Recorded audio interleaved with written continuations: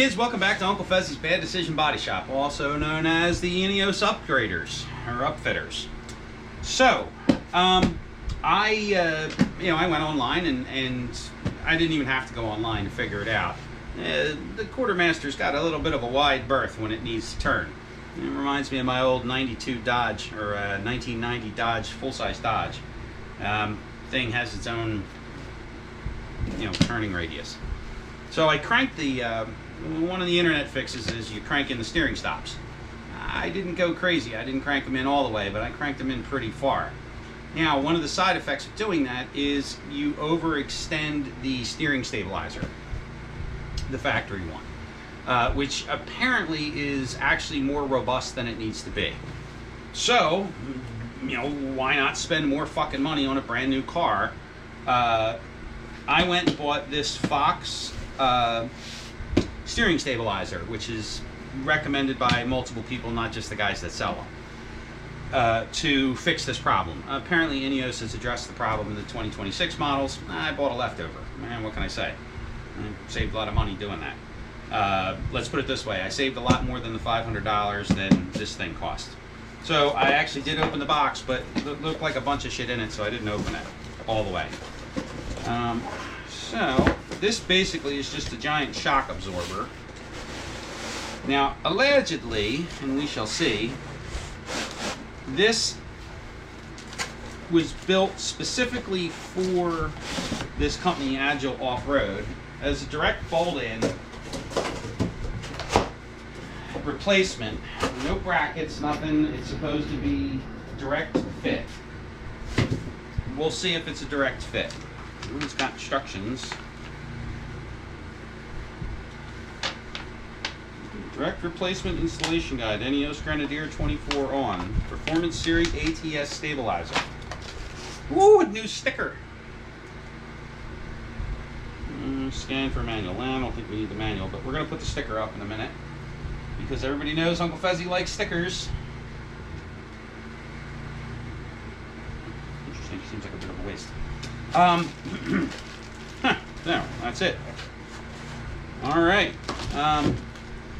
I am going to peruse the instructions, although I did watch the video that Agile Off-Road put out. Now, there's another company that is selling the same stabilizer, but it requires a bracket to work. This is supposed to go on literally direct fit.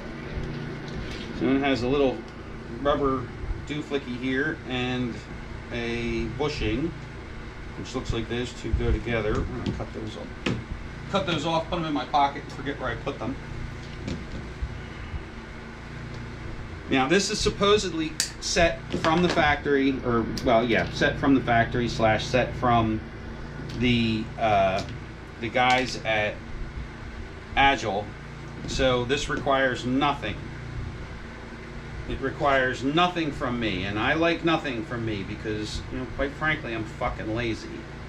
We all know how lazy I am. So, it's supposed to be adjustable. Oh yeah, there's the adjustments back here. So, let's peruse the instructions real quick. Tensios. Safety instructions. We don't need safety instructions. Safeties are for pussies.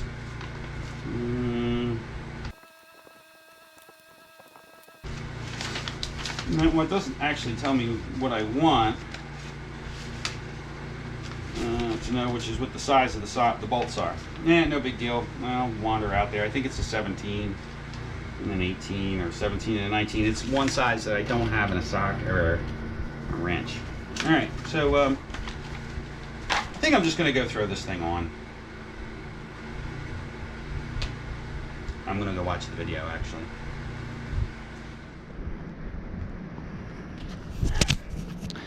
Okay, so I'm actually done. But I am going to show a little bit of it was a direct fit and it went right on, but I do want to show something that was kind of important.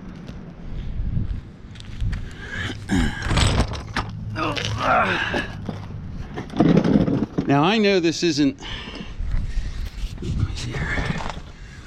now I know this isn't Agile's fault, or Fox's fault for that matter, but this bracket here, one good thing is this nut up here is encapsulated, or it's not encapsulated, it's welded, which is different than the video, the installation video, which showed a showed that you had to use a 21 millimeter wrench, which I actually don't own.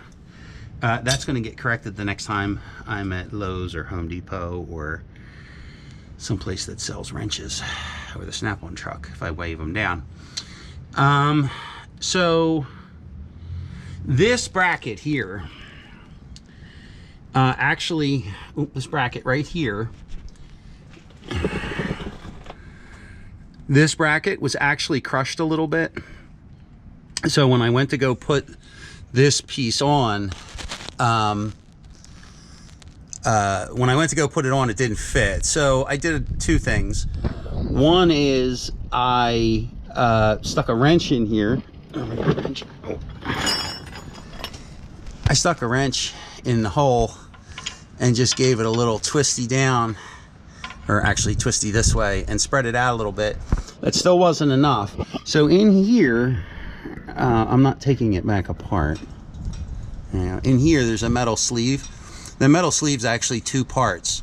So what I did was I went and I stuck it and put it in a vise and gave it a little squinchy together, and then ran back out here and stuck it in.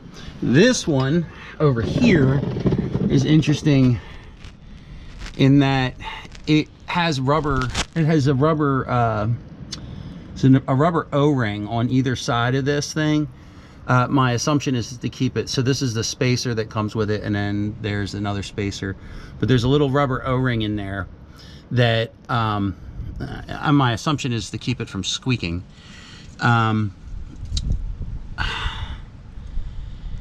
Yeah, so my assumption is that's to keep it from squeaking.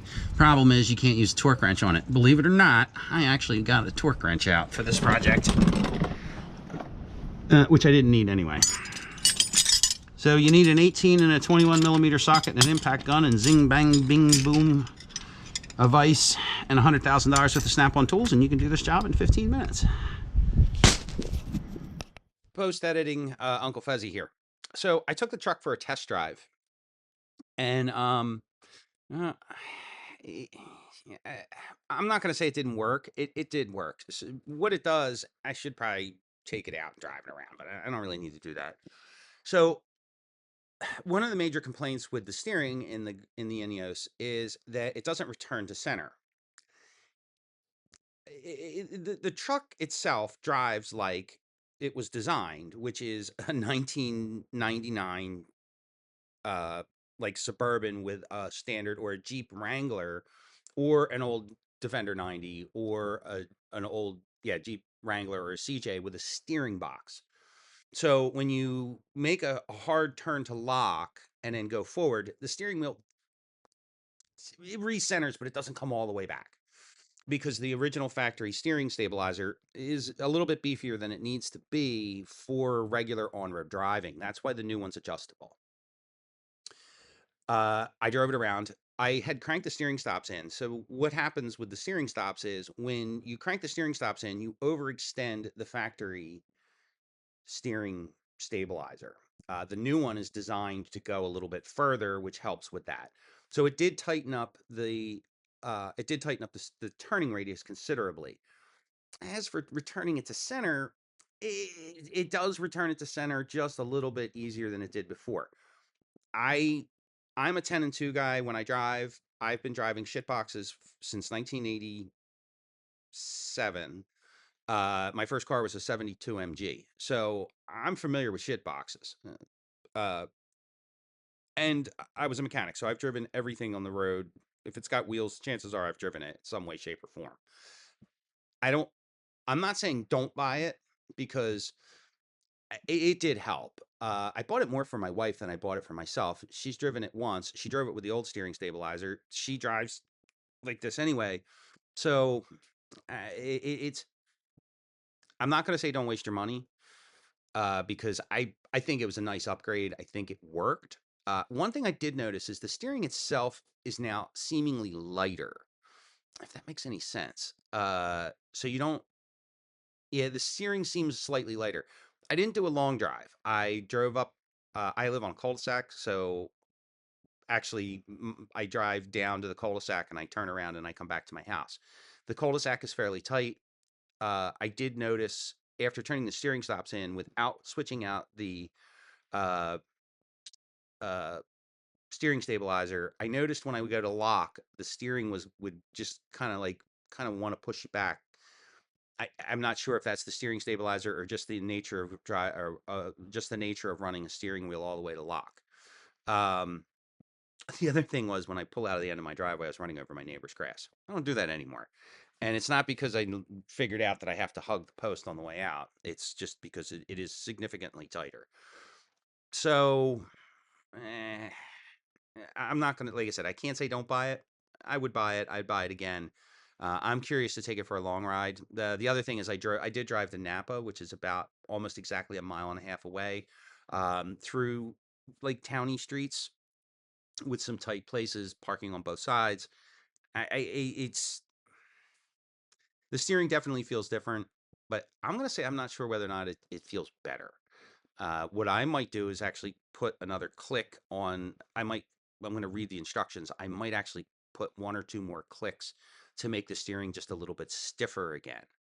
Like I said, I had no problem with it returning to center. That wasn't something that was bothersome to me. So take that for what it's worth. Thanks for watching. Don't forget to buy my book, Love Letters. If you're curious about that, you can watch any of the other video. I have a whole series of videos on my book on my page. Oh, in the next video, you're going to laugh because I broke a part.